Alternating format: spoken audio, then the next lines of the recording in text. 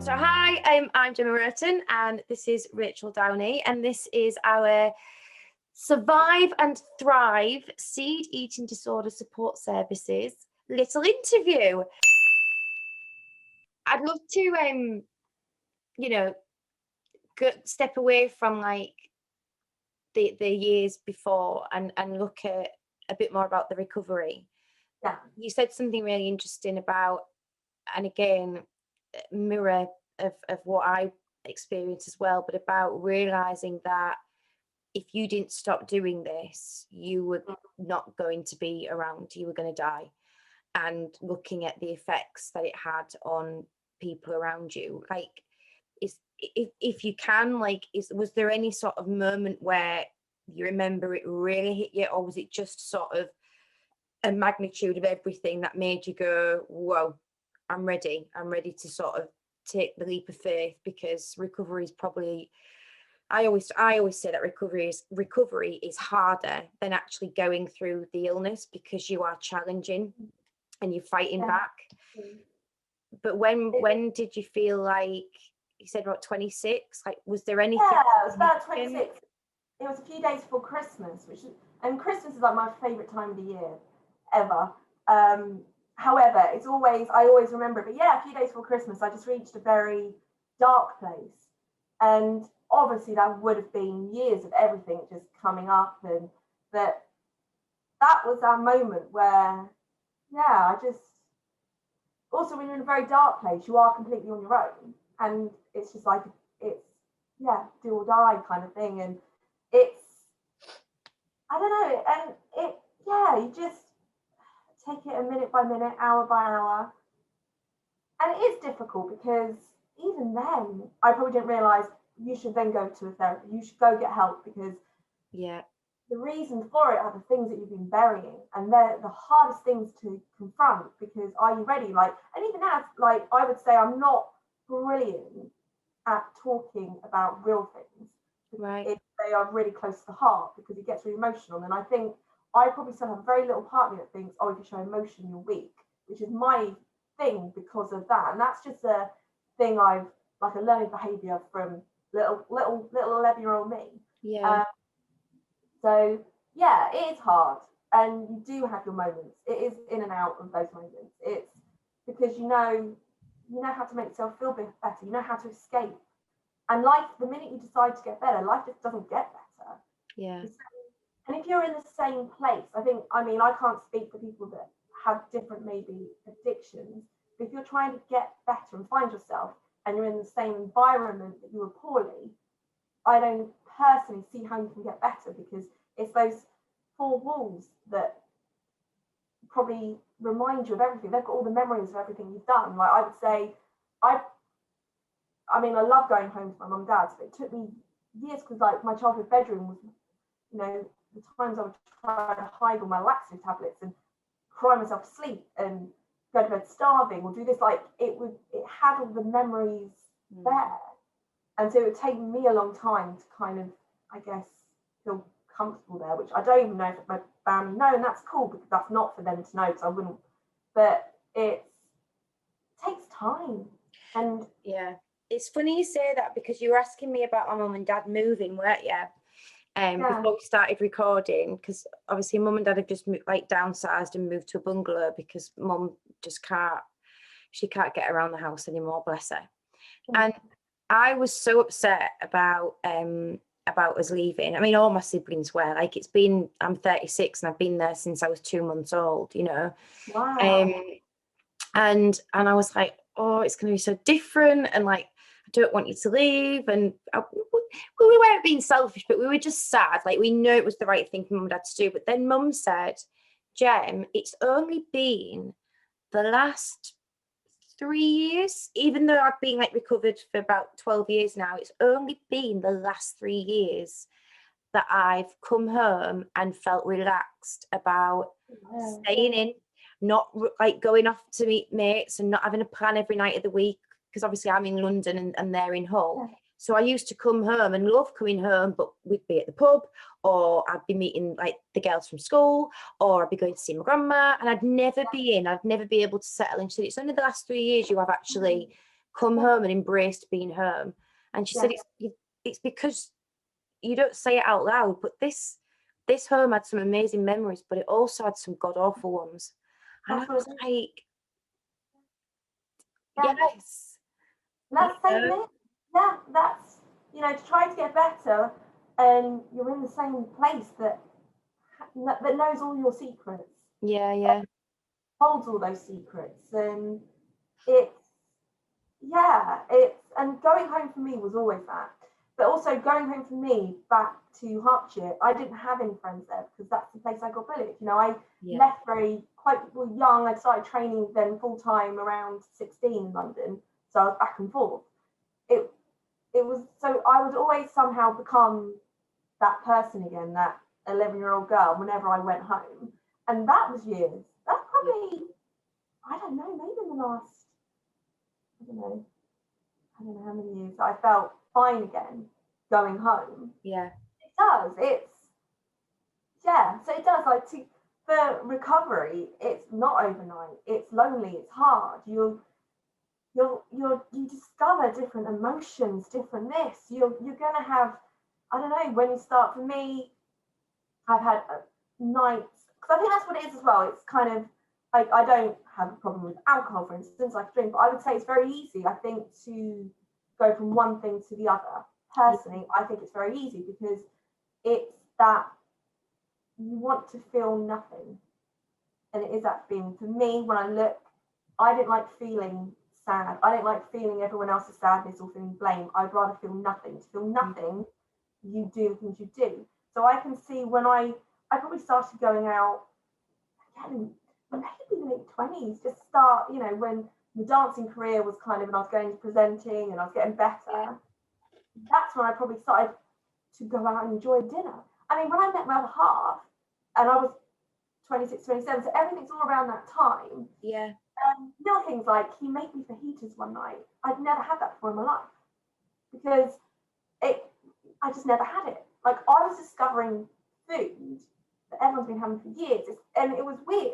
But then, of course, your body obviously starts changing shape, and then that's there's so many different levels to it of getting better, and it takes some time. And then you know, I started kind of, maybe when I was going through times in my 30s, in my early 30s, when I wasn't that happy, you do kind of discover with drink, it's very easy to see how you can slip down that road. Oh. And I've always been aware, and I've had some crazy, I'm like, I think that's quite a healthy thing to realise, okay, maybe it's not wanting to feel certain things, so I need to start feeling them. I need to go and talk to someone.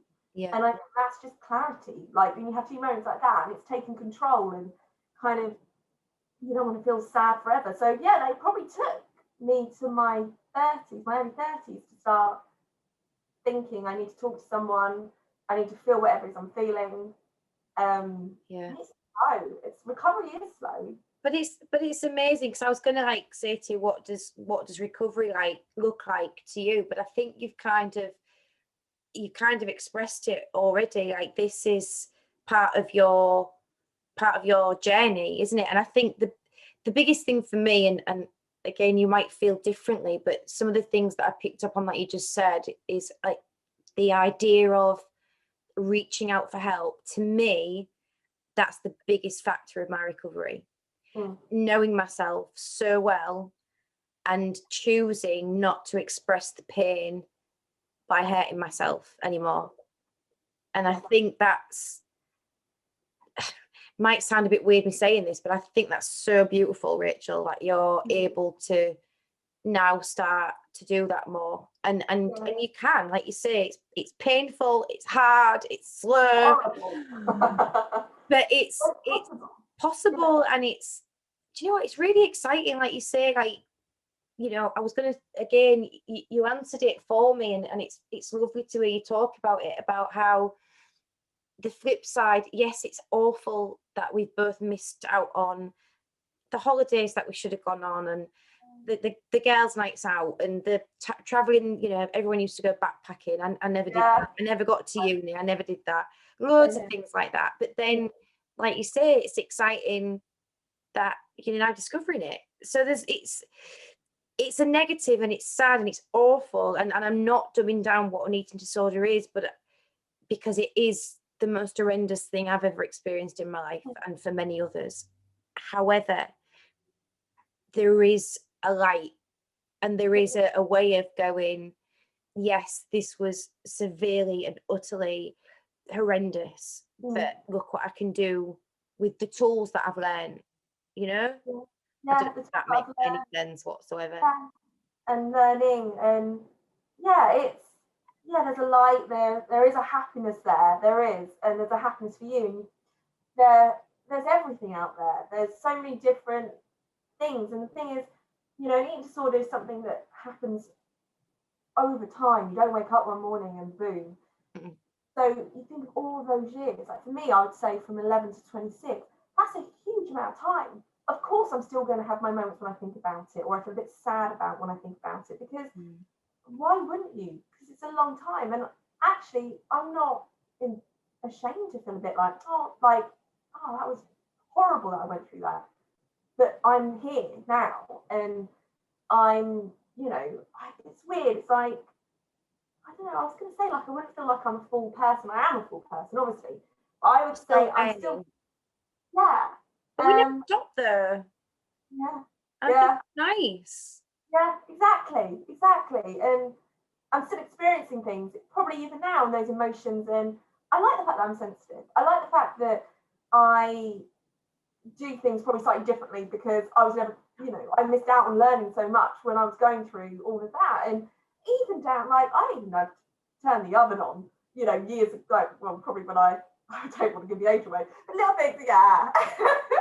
But that's just, you're just learning things. You're, you know, just learning. When I got into drama school, like the thought of leaving Hull or leaving the home was just never up. Like I just couldn't even imagine it. I always had my dreams of being an actress, but when I went to drama school, no word of a lie, Mum put together a 20-page document of how to turn on the cooker, how to use the electric, how to pay the bills, because I had no council tax. What the hell was council tax?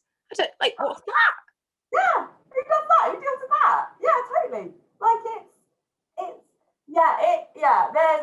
it's something that, at least we can laugh about it. Yeah, I'm not ashamed of it. I'm not ashamed of anything, you know. And I guess back in the day, it used to be a dirty secret. But if you, again, had an eating disorder or mental health, I think some circles, some friendships, it probably is, which is hard for people to open up to others. Yeah. It's hard to understand.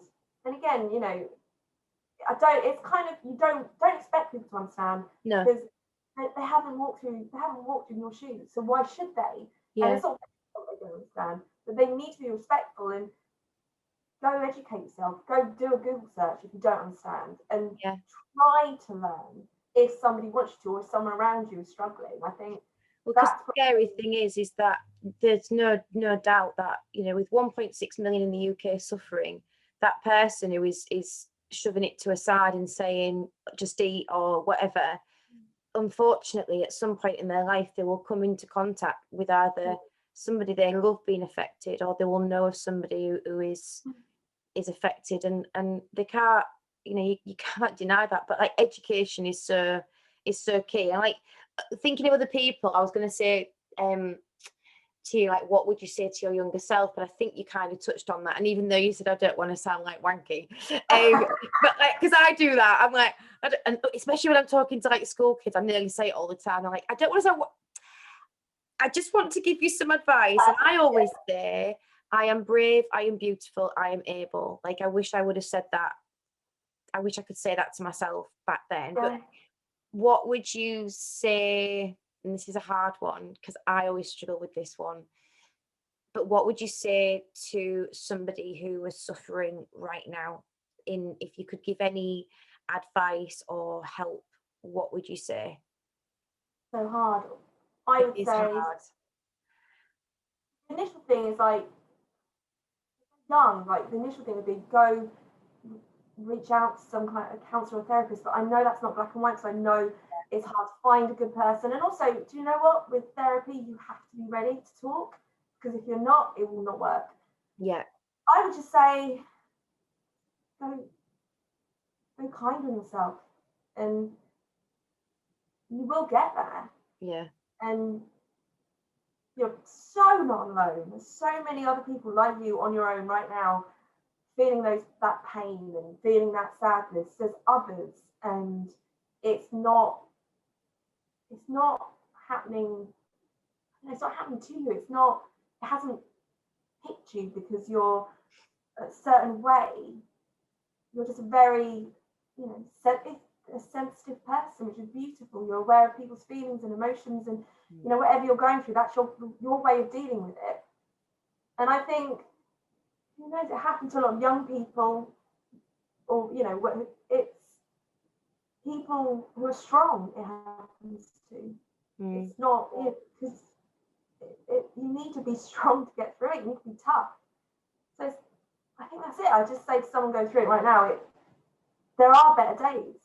With you, like, out there with your name on it. There are, and they're there to be grand. It's just take your time, and that's it. And it's hard because, I don't know, if we were back, you were 10, I was 11.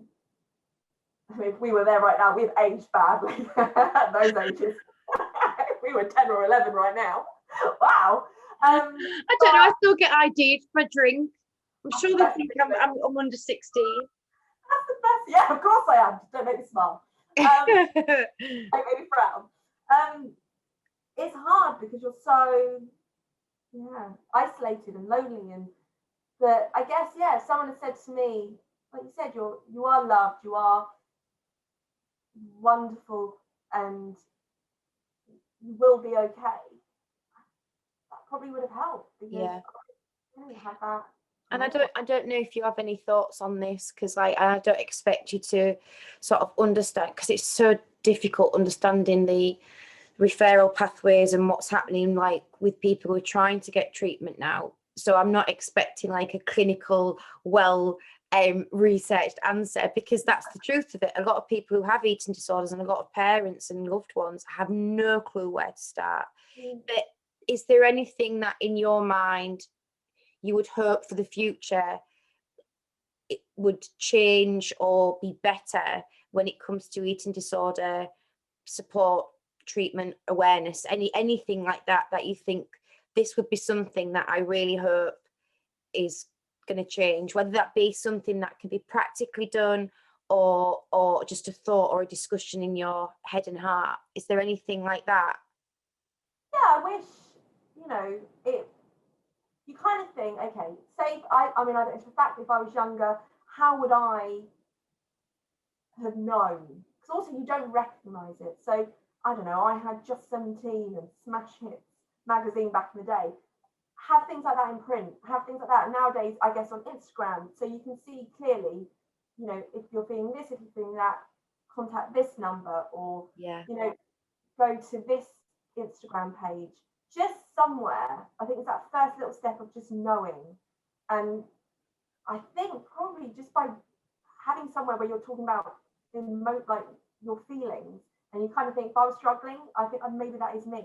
And you go there, and also having more people to talk about it. So, like with us talking about, someone's like listening, thinking, oh, I really like that person, and that's what I'm going through right now. Then knowing where they can go to. Also, I guess, I don't know. I don't know if I could have called. I probably would have gone to my local payphone. Obviously, there's mobiles now, so you can go and do that. It's just seeing in front of you a number you can call, or a website you can go to, or an Instagram page. It's seeing that a lot. I think that's what it is, because the more you see it, the more you realise, oh, okay, that's what I need to do. That's where I need to go, because we're all influenced by what we see nowadays on our mobiles. So it's just making it more, I guess. I think it's destigmatizing, and it's taking away any shame, any secrecy, as we know all too well, and making it's something that's happening. It's here, but here is some idea of what you're going through. And I think, you know, with Seed and what we're doing with the eating disorder educational toolkit in schools, that's exactly what my dream is about for that. That's It's brilliant. that, you know, teachers are now starting, I think we've got it in 60 schools now so far. And teachers are now, albeit some of it's online at the moment and some of it has had to stop because at the moment it's obviously we're going through COVID and everything. But what fills my heart with hope is that there's now a resource that teachers are teaching kids about eating disorders and body image and well-being, and that to me, like you say, if I'd have had an understanding or some sort of education as to what was happening, I might have gone, something's not quite right. Yes. I need help. And if I hadn't been able to get that help, which sadly with my story I didn't get it straight away, there's not only an educational resource there, there's the helpline and there's the website and all of that. So I think hopefully we're moving in the right direction. But it's just, thank you so much. It's just so lovely. You're so positive and inspiring, and you probably don't think so, but you are. And I think like people will get a lot of hope from hearing about how you express your story, you know, and your recovery. And I think it'll just help so many. I don't know if there's anything like you'd like to sort of talk about in terms of what's coming up for you, because I always get asked that in interviews and I'm like, it's COVID, nothing. That's what I'm doing. Nothing. But is there anything like, you know, like a shout out for anything that you're doing at the moment? Because I know that you know, you do a lot of other work that's brilliant in terms of the female you know, community, in terms of equality. And you know, is there anything like with your sports presenting that's going on at the moment? Or I start my race season, so I'm starting in May. So again, COVID pending. Yeah. And a few other motorsport jobs, but yeah, I can't wait just to have a reason to shower in the morning. Literally, that is. I'm proud. I'm so proud. I've got my pajama bottoms on.